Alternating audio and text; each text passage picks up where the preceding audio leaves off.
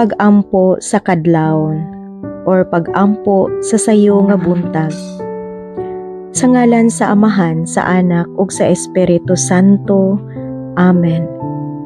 Ginoo, sa pagsugat kanamo sa bag-ong adlaw, ipadanag ang imong kahayag dinhi sa among mga kasing-kasing.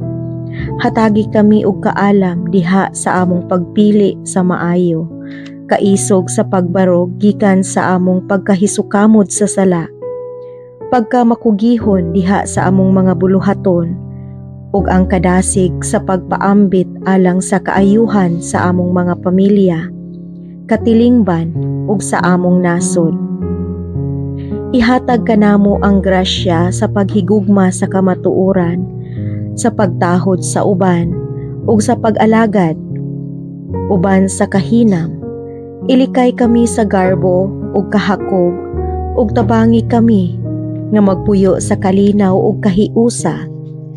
Tabangi kami nga makahinumdom nga walay mahimo kung kami dili mohiusa kanimo.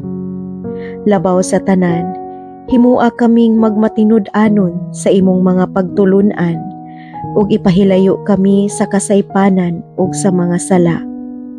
Kini among gipangayo pinaagi ni Kristo Jesus, imong anak, nga buhi ug ahari uban kanimo ug sa Espiritu Santo hangtod sa kahangturan.